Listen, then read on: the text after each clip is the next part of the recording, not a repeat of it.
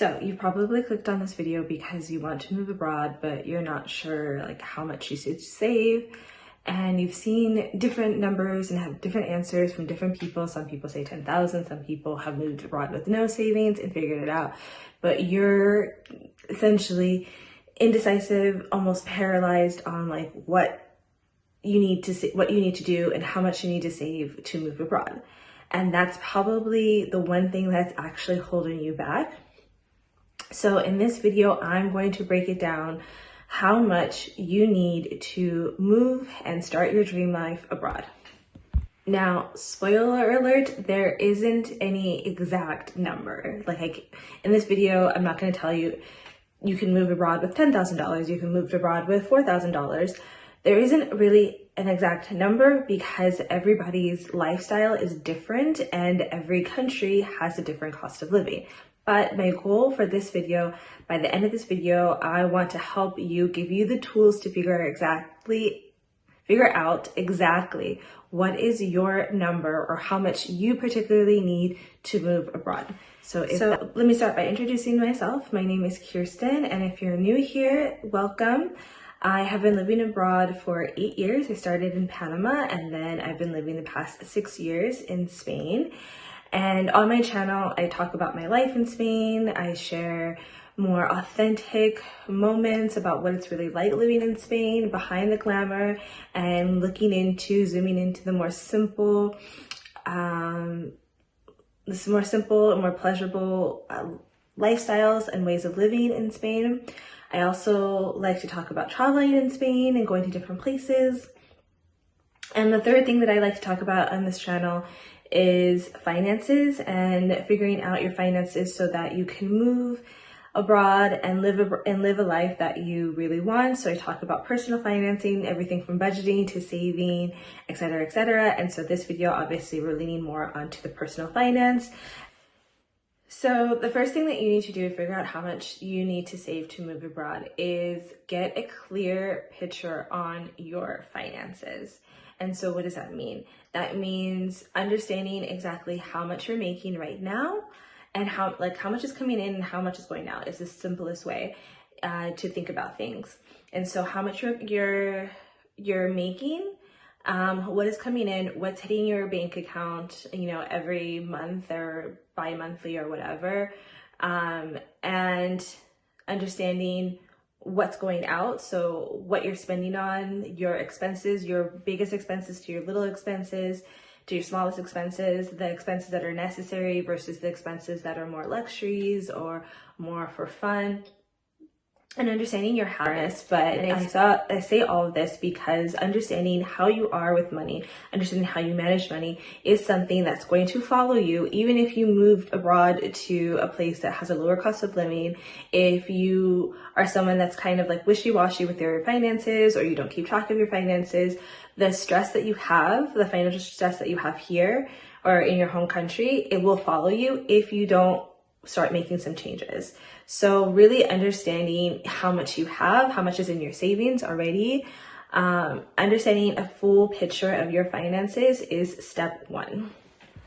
Step two is looking at your employment and figuring out when you move abroad, if you're going to be in one of the following situations. If you are someone that has a remote job or is planning on maybe having a conversation with your employer to work remotely and they'll let you work out of the country or out of state, if you just want to move abroad and kind of take a sabbatical and not work, or if you plan on kind of freelancing and doing entrepreneurship when you move abroad.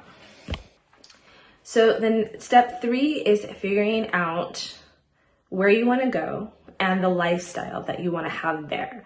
And then the cost of living or the cost of that lifestyle, essentially. So if you want to go to Thailand, for example, then looking into what the average cost of living is there. And then looking at not only that, but what kind of lifestyle that you want to have. So are you someone that wants to live alone? Are you someone that wants to have roommates? Are you someone that wants to live in a metropolitan city? Because normally living in a bigger city will have a bigger cost of living than if you're someone that wants to live, you know, in a mountain somewhere or in a place that is less populated. So looking at first the basic needs, like how much is rent, how much is the electricity, how much is the average cost of buying groceries. And then once you get all, you know, medical insurance, travel insurance, once you get all your basic needs figured out, like literally make a list of all your basic needs and then look up, there's a lot of resources online and talk to people too, and kind of get a sense of the average price of all your basic needs and add that up. And then figure out on top of your basic needs, what other kind of things that you want in your life. So for me, that's like taking dance classes. That's something that's essential to my life. For you, that could be joining a gym. It could be going out to eat once a month or once a week or whatever. So kind of figuring out what those luxuries are and the cost of those extra luxuries. Now we're going to think about, okay, I know the kind of lifestyle that I want. How do I get from point A to point B? And you want to start a separate savings. So I would recommend 3 savings. And I know that kind of sounds a lot, but it's really important. You're going to have one savings that is like your emergency savings for your life right now. So what if things come up last minute, if you need to buy new tires, if you know your phone breaks or something like that, then you have savings to deal with whatever's happening in your life right now. Then you're going to have a second savings where that's going to be your actual cost to move abroad. So that will be things like your plane ticket, you know, paying for an Airbnb or short-term rental once you get there. And we'll talk a little bit more about those expenses. And then you'll have your third savings, which will be like kind of your cushion to kind of help you adjust for the first month, for the first month or so when you move abroad. So let's look at the cost to actually move abroad. So you want to obviously figure out a date, figure out when you actually want to move abroad, if it's in December, if it's in September, and then you're going to start looking up plane tickets for when you want to move. And keep in mind that, you know, the prices of plane tickets often fluctuate. So if you see a ticket price for like $300, you know, I would estimate higher and say that, you know, maybe it's gonna be 500, anywhere between like, you know, 300 and 500, because we know that plane prices fluctuate a lot. So you have the plane ticket and you have shipping cost. I always recommend if you're moving solo, then these costs can be pretty low to you because you can just try to bring everything that you want to bring, you know, in maybe 2 or 3 suitcases. But it's something to keep in mind if you're someone that's moving with like a family or you just have a lot of stuff, then keeping in mind any shipping costs that can occur. You also want to consider any visas. So if some places you can move to on a tourist visa, some places, and then transfer over to a long-term visa. Some places you have to apply for a visa ahead of time, and there's costs to that. So sometimes there are extra costs. For example, moving to Spain, I had to go to the embassy. I had to get documents translated. So you want to, and I think moving abroad cost when it comes to like visas and paperwork, I think that was about like 200 to 300 euros and dollars. Yeah, $200 to $300, including the price of the visa, including translation of documents, etc., etc.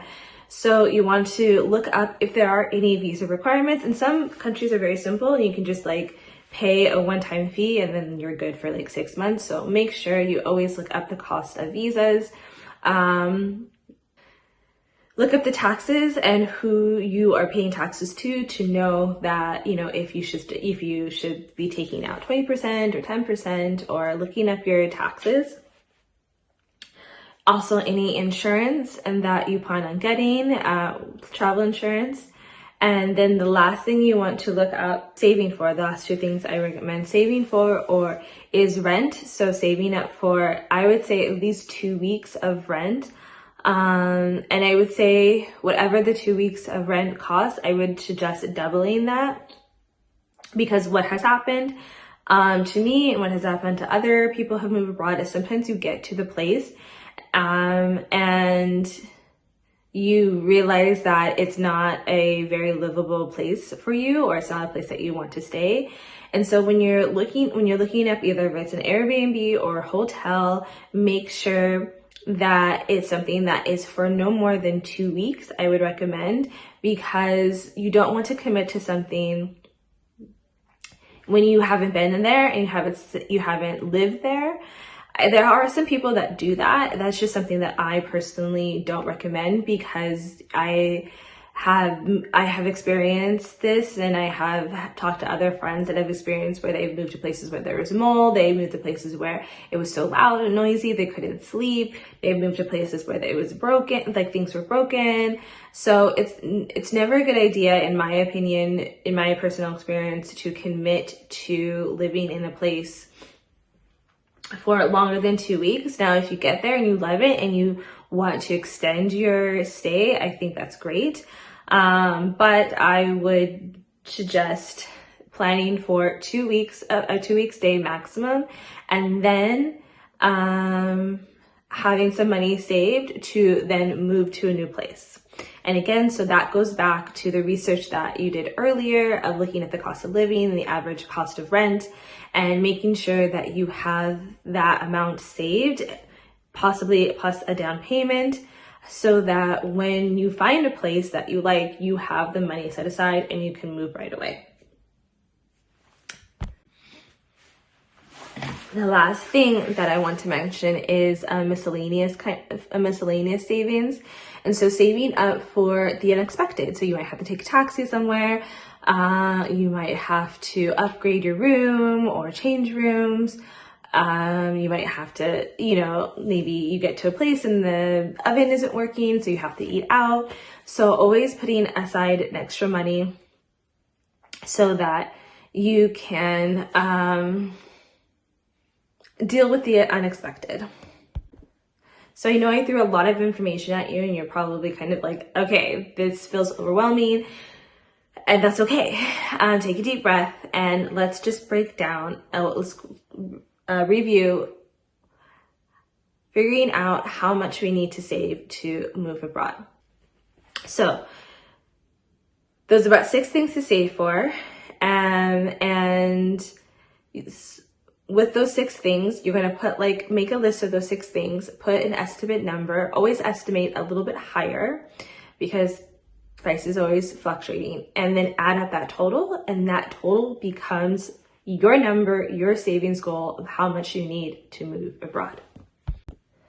Now, going back to what I said earlier, if you already have a job, then you're really going to want to go back to your savings and go back to your personal finance and go back to your income, go back to your expenses, and see in your budget and in what you're spending right now, if you can save that number based on your income and based on your expenses now. If you feel like you can't save that number, or if saving money is a little bit tight right now, then you want to look into cutting expenses and seeing if seeing how you can cut expenses so that you can put more money into saving. If you are someone that wants to move abroad and kind of take a sabbatical and kind of chill and not have to work, then you're going to want to have you're going to have that savings goal for your move abroad, but then you're also going to go back and look at the cost of living and the cost of the lifestyle that you want to have, and figure out what that number is, itemize all of those things that you want in your life, and come up with a total. And you're going to want to save that, whatever that total is, times it by the number of months that you want to not work, or how long you want to be abroad, and then so give yourself a monthly budget. So you're like, if I know that my lifestyle that I want to live costs $1,000 a month, and I want to not work for 6 months, then my goal is to save $6,000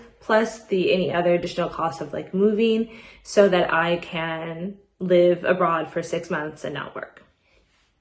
If you are freelancing, if you plan on kind of like freelancing, then I would,